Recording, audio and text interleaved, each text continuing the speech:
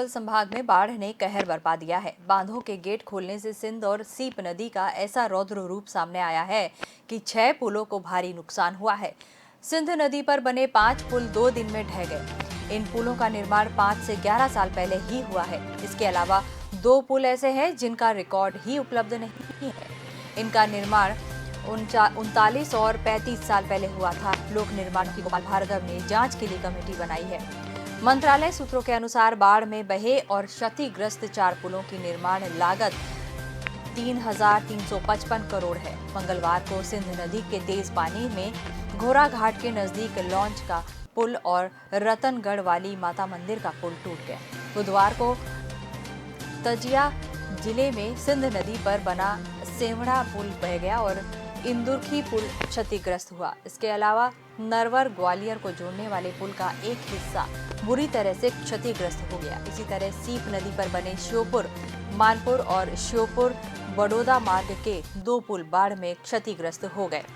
मुख्य अभियंता ने बाढ़ में क्षतिग्रस्त हुए पुलों की प्रारंभिक रिपोर्ट सरकार को सौंपी है।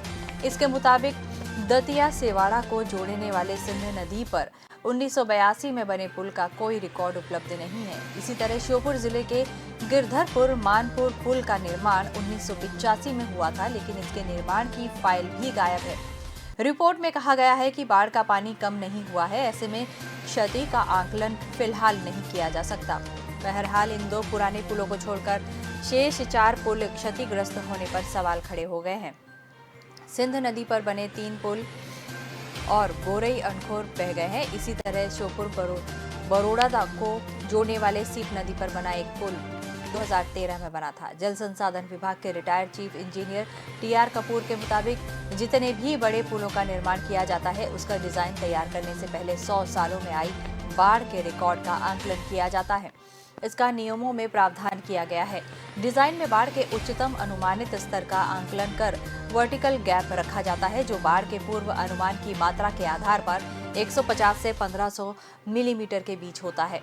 बीजेपी की वरिष्ठ नेता और पूर्व मंत्री अनूप मिश्रा ने अपनी ही सरकार को कटघरे में खड़ा किया है।